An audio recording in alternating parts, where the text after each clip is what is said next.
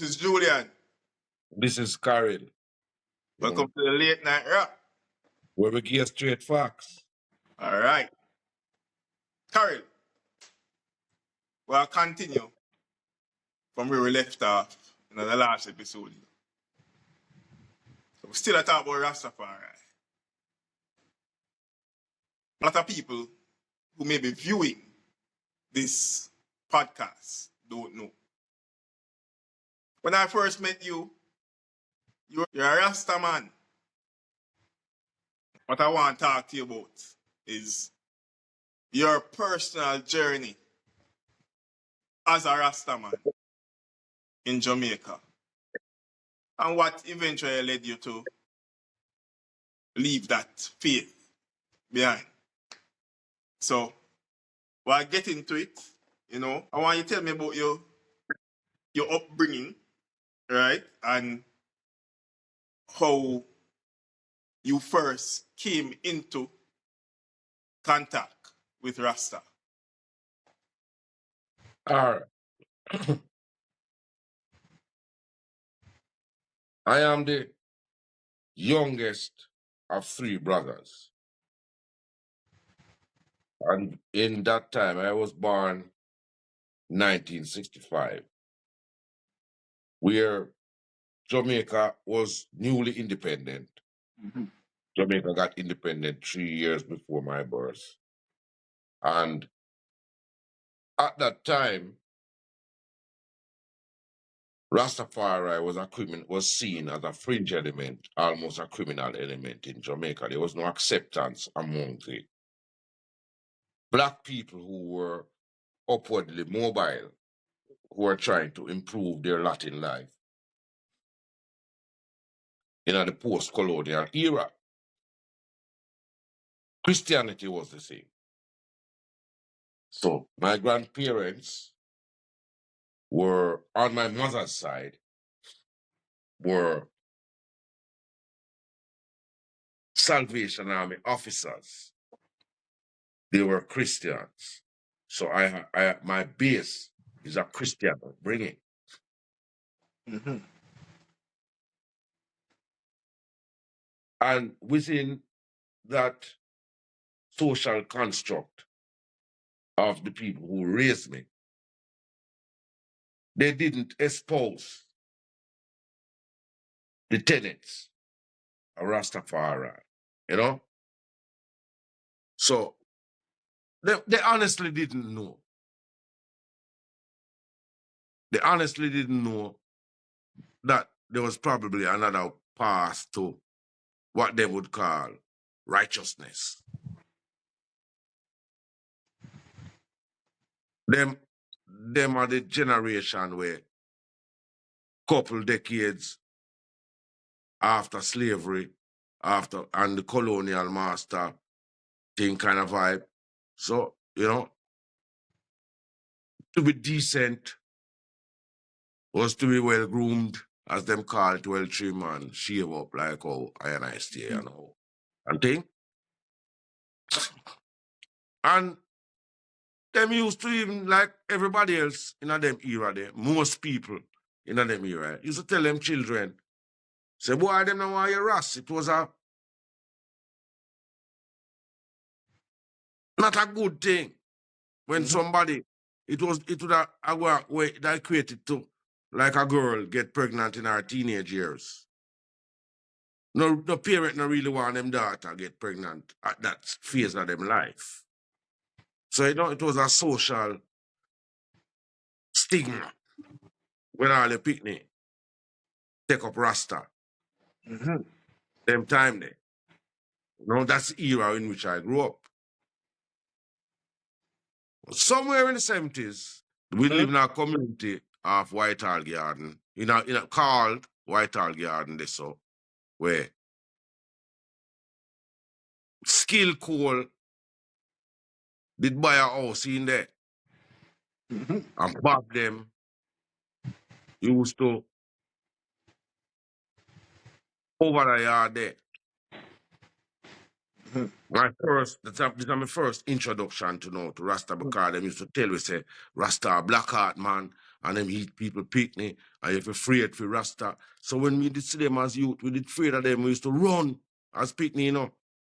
Afraid of them, you know, and the man, them never doing nothing still, you know, but just to the social upbringing where we get, we were afraid of these people who, in fact, were espousing their Africanness, their Afrocentricity, but still called by a house, right on the corner of Salford and Carlisle Avenue there. So, interestingly, facing a building now where they are 10 Carlisle Avenue, where Buju Banton owned, where Buju Banton studio there, across from there, so still call them did have a house. Because where Buju Banton studio there was open land where we used to play cricket and ball and managed to tie over there. Back in them days there. So over there so was a little playground where them cricket and football used to play, you know. And my brother now go over there. My big brother, my mentor. The brother, you know, me look up to who me always try to be like as a youth, who inspire me. You know, big up to my big brother Alwyn, another one, yeah. Still. And he used to go over there. And, you know, when him come for him dinner, them time, you know, him stop like him want natty, you know. But he can't natty under the in that household where him live. So him pat down him here, you know. Pat down him here and thing. And when them a give him all meat, he would eat the rice and push the meat one side. And I look at you, them time them have you know. 8, 9, 8, 6, 7, them way there. And I watch my big brother, them nah eat so. Anyway, fly out go America. About 76 so. In fly out go America and that became a distant memory. But me really remember those days. You know? Oh, my brother did kind of get into the world there. Anyway, go on live my life.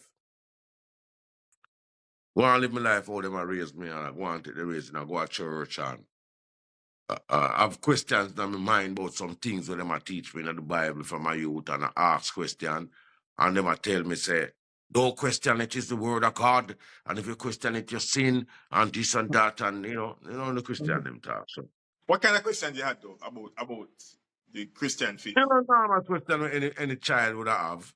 Children ask questions, something confuse you. And then with that teacher say, no question it is the word of God, rare. Okay. But with growing up now, we start to see the man them. First set of man them now was some man in a flowing robe and them sell broom and mat. And them wrap them head and them sell peanut. See? And the man them them wear some badge on them chest, you know. One heap of little button and thing on them chest. With Selassie and Marcus and, you know, khaki suit, it have them kind of Rasta man they talk. You know, khaki suit and sandals and these things. Them man they ever neat, you know. Ever clean and ever neat. And them man they not talk loud. Them not violent. This is not, remember, you know, this is in the backdrop of the 70s when political violence rife, you know. Okay. See? But them man, there wasn't no violent man, and them all just say peace and love, and them depend. This is something where the man them depend. Lucian have a style where when them buck you, because of boom, and him heal you upon boom. Them things are ancient thing from back in the day. Well, Lucian give thanks, Lucy, carry up back them thing in there, you know. Them man, there was some meek and mild man. So that did kind of hold me in my formative years. But anyhow, them time them are still Christian and because Jesus them a tell me about and all these things. We used to love read because back in them days there, we not have no cell phone. A black and white TV to the house where we grew up in. We can maybe watch one $6 million man after news and sports. Dennis Harlem and Tony Patel and Lindy De La Pena them read them news and sports. And then we watch a little one sitcom where we come after that and then bedtime. So we grew up in a reading culture. And one of the book them where we did read enough was the Bible. Because that's the people them who raised with shoot Bible pan way. So we grew up in a reading culture because that was part of the entertainment at the time. Even today, turning a leaf in a book, turning the pages of a book, reading that book is still a different thing than reading something on my phone. Up until today, that has been inculcated into my psyche because of the way I was raised. So obviously, at that time, you would see a lot of photos of white Jesus everywhere. Yeah. At them time, you know, then Jesus meek and mild, look upon a bald child. If I die before I wake, and when and when time I go down upon we knee and we pray, because we used to have to go down upon we knee and pray by side of our bed before we go to bed. We have to pray, you know. So them raise me. So when me I close my eye, them time me at the white Jesus there, you know. We're there in the church, you know. I him me I pray too. In my mind, that's the image of that was my image of God. Right? But anyway, me I grow, you know. And I start mature in a my level of consciousness and start to interact with all kind of different people, which included some Rastaman. And I realized that these people were not what they were telling me they were. These people were not vicious people. They didn't eat children. Yeah, they might did smoke ganja, them the tiny ganja. Yeah, that would smoke ganja. Yeah, this thing. Yeah, they might smoke like a ganja. And tell you what, them man in them days, they would never give a youth a spliff. Would never encourage children to smoke weed and all those. The man them when me did interact with that at least. Never did show me any reason why I should be fearful of them or why I shouldn't be drawn to them. So anyway, get drawn to them man there and I start getting in touch now with my blackness. Cause this is an era now when Abban, Jacob Milan, Peter Toshan, Reggae, you know, the messages were confusing. Per one end, we are get the Eurocentric energy, but for the local end, we are get the Afrocentric energy.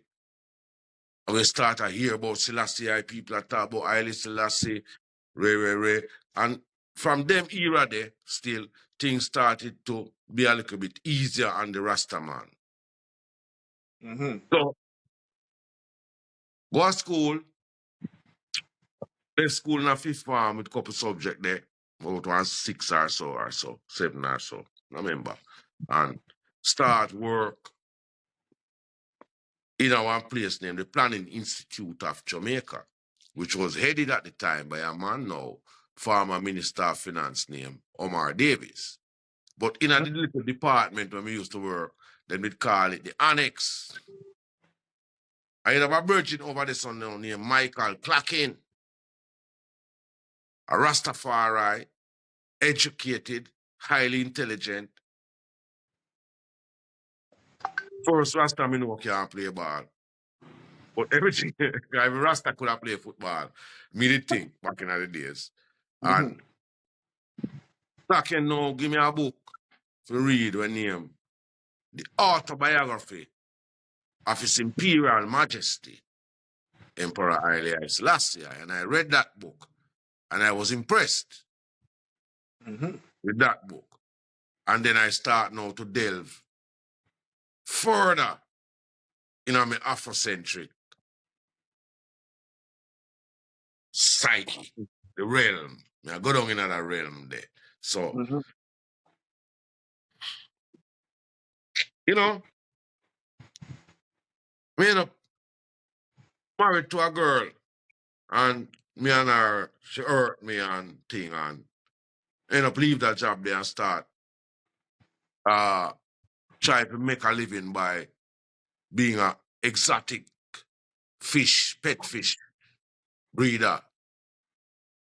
Me come in a little bit of funds and me build up some tank and some metal and me start breed fish and me I live my life, man. Eventually, it led me to Rastafari because me start to reject the tenets, certain tenets of Christianity never make sense to me and the white Jesus. Me's a black man. So me start cling to the blackness. Marcus Garvey, Leonard Howell, did a lot of reading.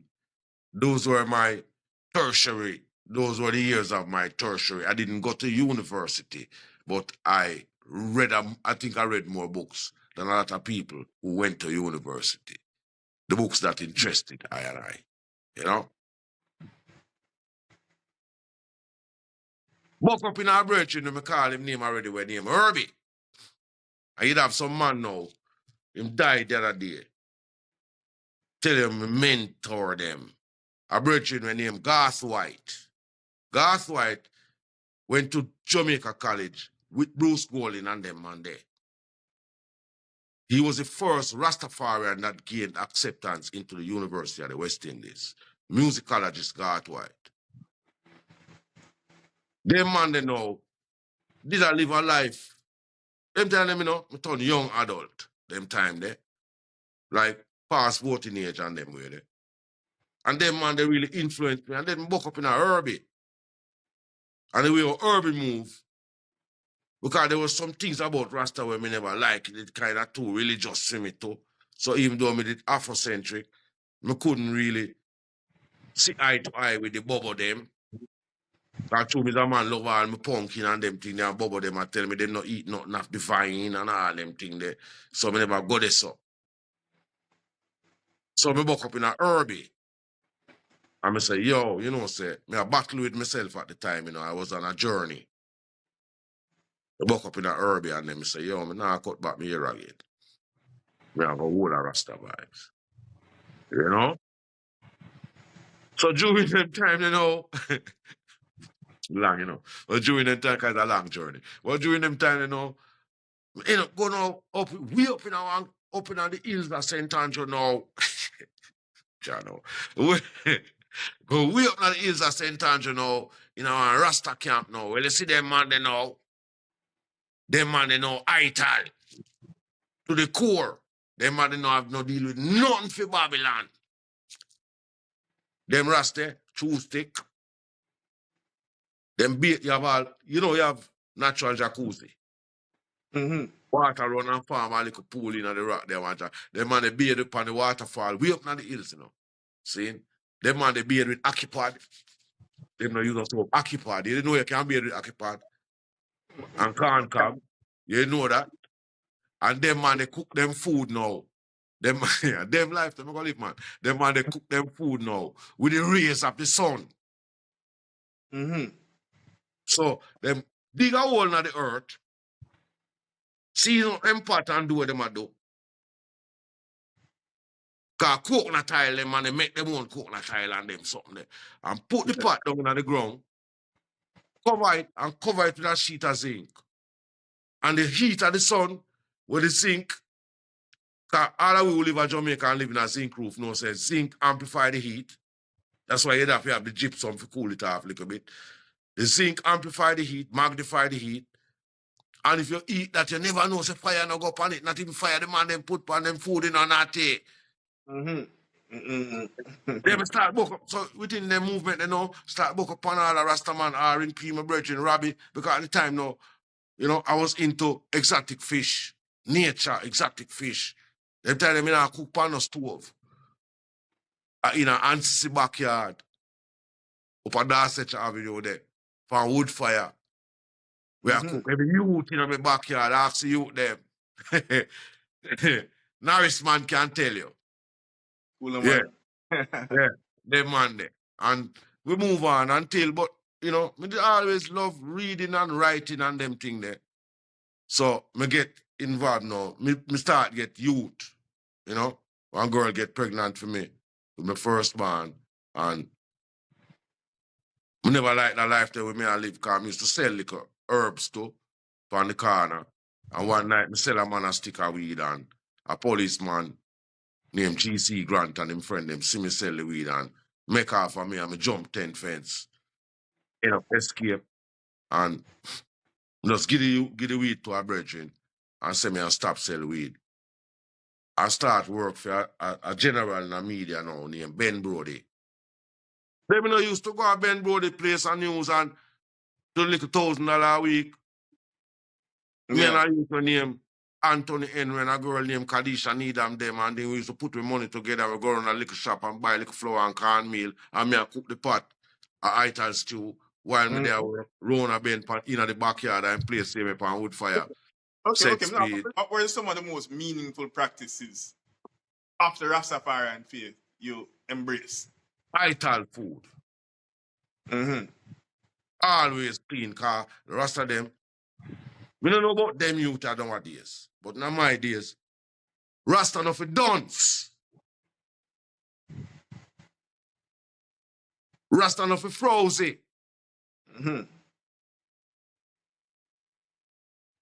Rasta enough for mix up in a certain thing.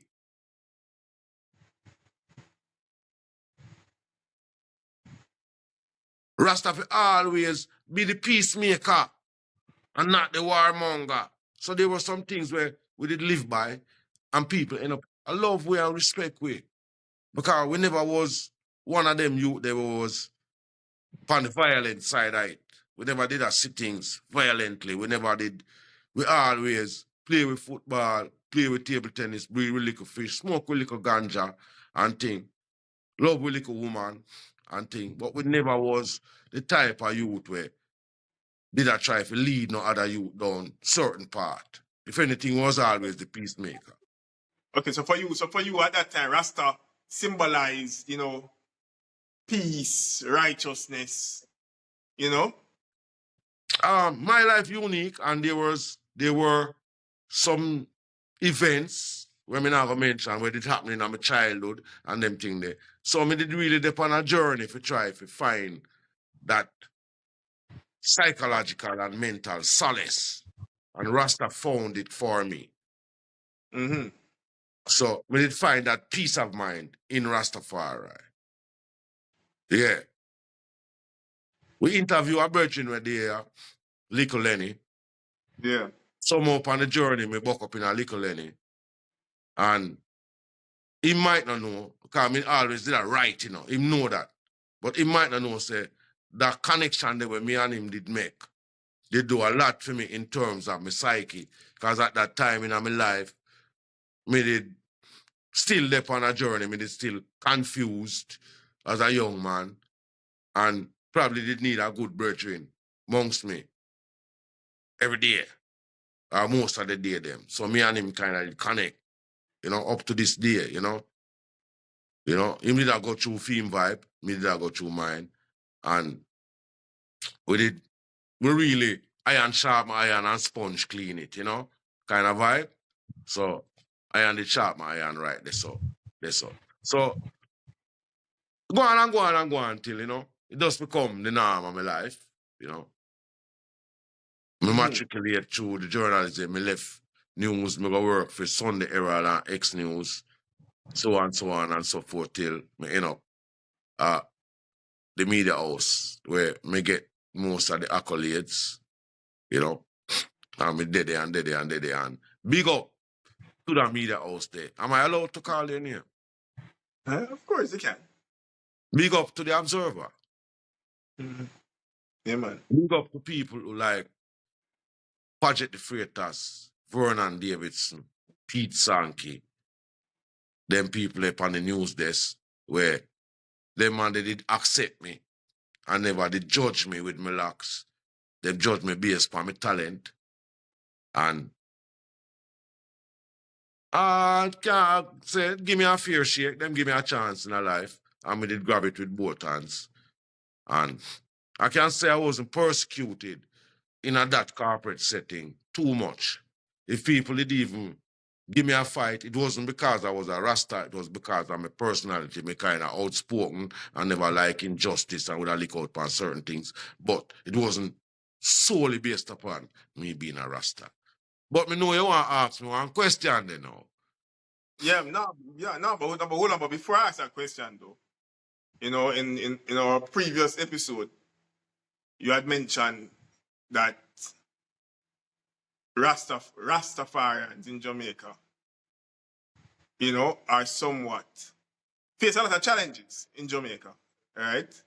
And have not been accepted fully socially. So what I want to know from you is, were there any points where you felt that you weren't accepted? Me personally, to be honest with you, I don't know if I'm a personality, but personally, me, Karyl, the times when I felt that I was socially rejected because of my face at the time were few and far between. Okay. Make no mistake about it. The observer, when me there, the observer, me I rub shoulders with Commissioner of Police Francis Forbes. Used to have a lot of faith in me, never did have a problem. And all the commissioners after him, right? Prime Minister Portia Simpson Miller. Me go interview Mr. Edward Seaga. Mm-hmm. I was not rejected. Me personally can say, for the most part, as Rasta. And maybe because I was Rasta in a corporate setting, maybe I wasn't the Rasta when I did a sell broom and I chop the jelly and I push the hand cart where that social stigma did round me because me have that talent. And if I may say so myself, I'm a very good writer. And my journalism skill is above the average. So maybe because of that image that I portrayed, that corporate image, because a different thing, because I remember, them used to call me all pretty dread. One day, me dep on a bus, I give you an example of a persecution when me get. Dep on a bus, go to work on a minibus early in the morning, on ready zone, and the doctor burn a spliff. On the bus step, I mean, lick out on him. Them time them used to smoke my weed too. Chalice me used to burn too.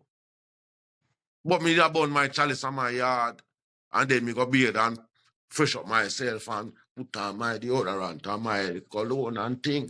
Because me no want, me a Rasta, me no want go down. The people them corporate office and them smell no ganja upon me because everybody a say, must a say me must think of ganja.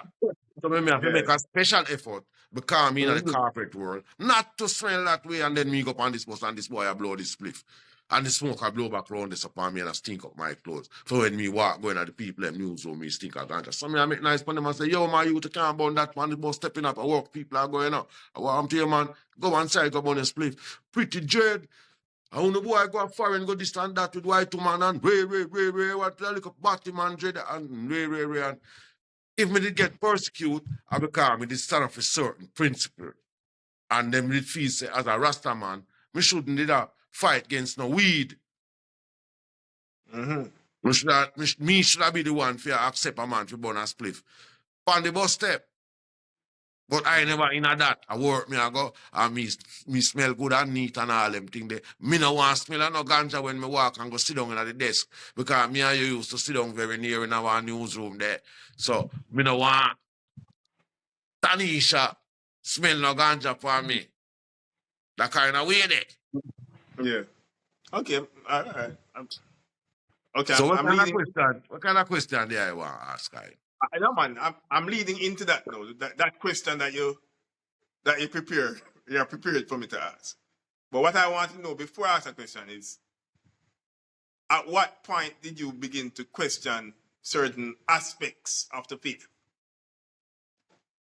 All right, now. Me always say, I'm a type of person, me always say they have a problem with the faith-based religious part of Rasta. Me always have this problem because I go all of the house them, you know. I go at 12 tribe, you know.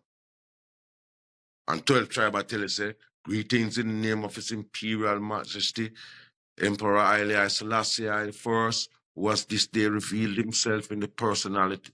No, allow me to tell. Lord have mercy, let me start it over. May I'll forget. I'm sorry, 12 tribe.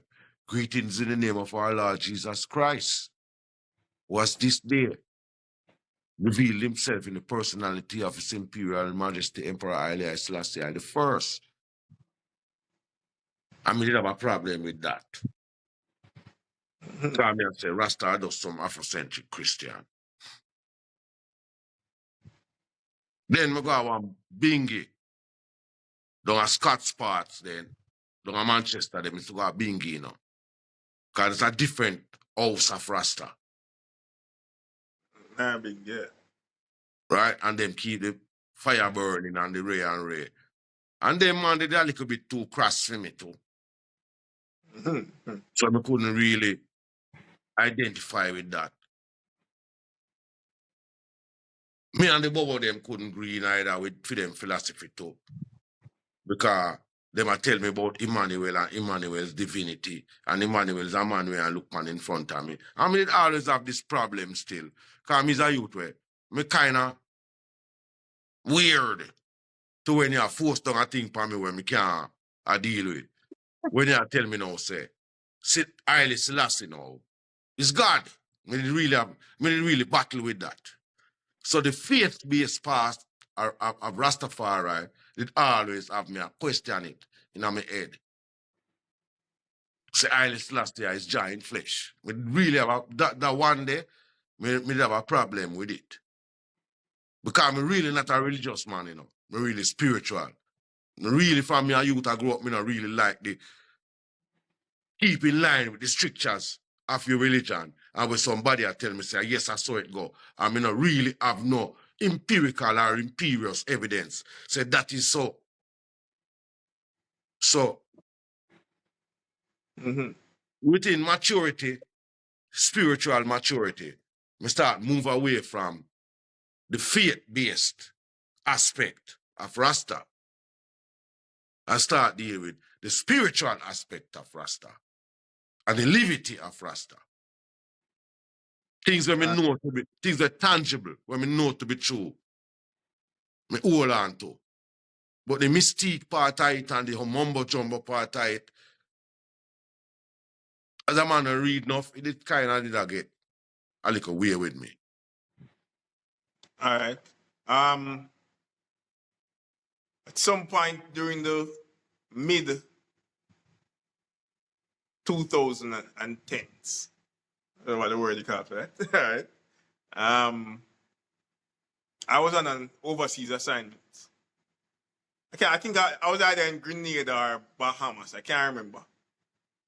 But I remember going on, it was Facebook at the time, I believe. And the internet was going crazy. Karyl Walker Karyl Trim broke the internet. That's when you debut. And them days they never have AI. So, you know, what you see is what you see. what you see. Yeah.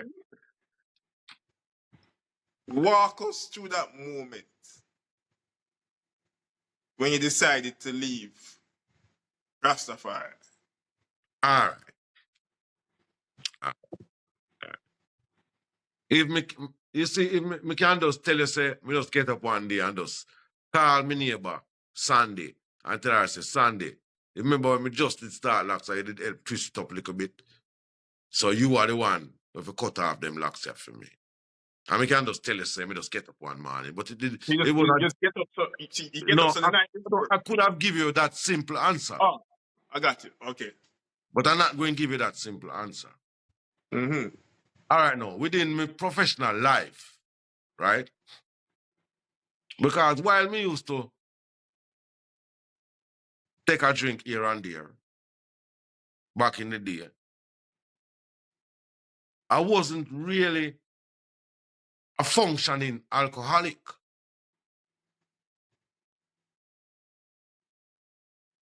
But what happened now with that part? The reason why I realize say me need to not represent this with my physical outward appearance no more is because I used to cover crime. So somewhere along the line within covering this crime, it's not an easy thing now, you know. For see all a baby tribe shut out, like me and my friend Michael Garden, rest in peace, my friend Mikey. And just go and be normal about it. Or see two baby, where is the same age as your children, burn up in a fire because a man lock the door with them and go and go have a dalliance to that woman over there so and lock them and then play with matches and burn down the house. And you see them burn up like when you throw tire upon a dog. And then you can just go home in your yard and help your picnic them with the homework. It's not an easy thing. You have to live it to know it. Every day I've been seeing 3 and 4 dead bodies. I've been seeing things. I've been seeing mothers crying for their children. I've been seeing children crying for their fathers. I've been seeing gruesome scenes. At the time, you never have no Les Green and no Mark Shields coming on the Jamaica. So crime scene, the tape, the right near again, we are see all of the gruesome something them. We are smell where you ever smell where brain matter smell like when gunshot lick it out? You ever see a dog and name a man marrow? So them thing I know, we start drink rum. We can't go on my bed with them something there. So that are the side effect, the negative side effect. I try to rise up on the job, you know, because these are the things where you see day in, day out. Day in, day out. Woman body stuff down in a bar. The things are too numerous. Right? Let me tell you.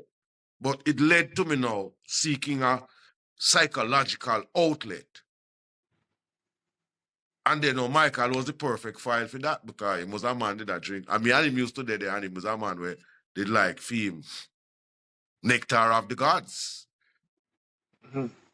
And most of the time we end up a Franco bar up a Grand Spin, Franco him drop flesh too. And they were there, right in front of where the Grand Spin police station there, over there, so we used to drink over there so many nights. And we now left until we now stupor. And it did not come across well. I was juggling too much bars at the same time psychologically. And I realized I'm not a good representation of Rasta because I confessed to myself, Karyl, you're a goddamn alcoholic.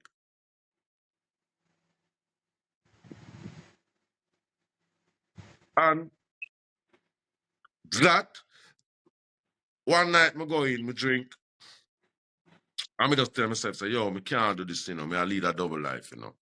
I can't do this no more. And alcohol was the reason because it never looked good. There were times when I'm so addicted to the substance that I didn't need a drink and then no, you see the Rasta man I walk and I stumble and go in my yard. It never look good. I never feel good about it. I never think I did I represent the Rasta man them proper. So I decide say, yo, I'm gonna shed that locks here. But me tell the world this. I was my ear. I never asked nobody no permission to grow it. And I never did think me have to ask nobody no permission to cut it off. Cause my ear. And guess what? Rasta no ear philosophy. I want to understand that. And there are certain tenets of Rastafari that I still keep with me and I still carry. But for me, to tell you, say, I, Karyl, am now full blast Rasta, I would be dishonest. I would be dishonest. How did people react to that What? change? Cleat. What? Hey, boy. So about 1-2 days after that now, at them time them still a take bus and I go to work, you know. We now no car at them time there, you know. So one day me there at the bus stop, I got just encapsulate it with this experience. And a Rasta man when me know long time down already is what say, yo, what you deal with? and see me at the bus stop and say, you know, my nickname is Chassis, if people don't know. My nickname is Chassis. So then the Rasta man see me at the bus stop and say, yo, you know, see where the boy Chassis violate, you know, see the boy Chassis trim. I chat to him, I talk to him.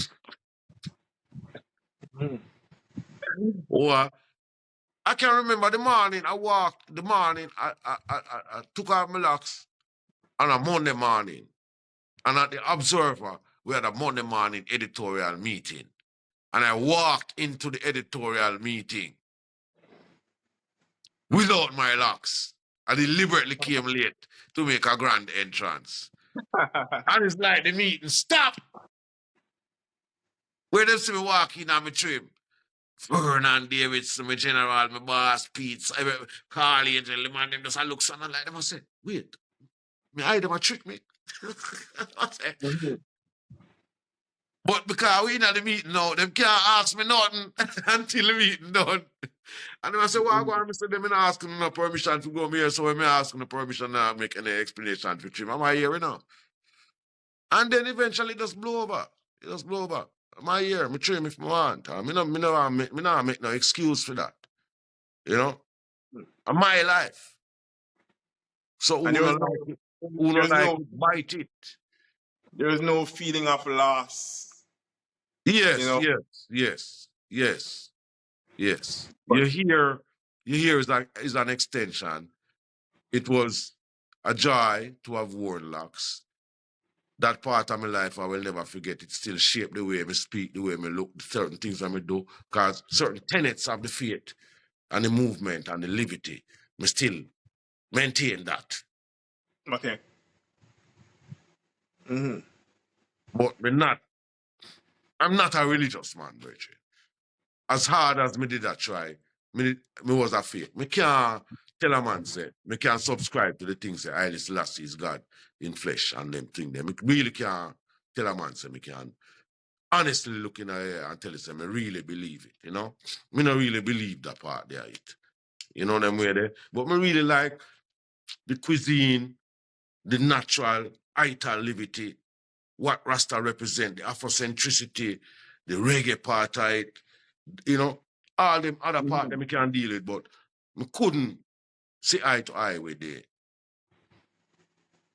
religious part of it, the Afrocentric Christianity part of it. We can't deal with it, you know. So guess what? I open up my soul to the item in a night here, and at the late night rap, a Julian and Karyl chat. I talk about when I used to wear eyelocks. Like, subscribe, share, and remember, leave your opinion in the comment section because we treasure it. Boom! Boom.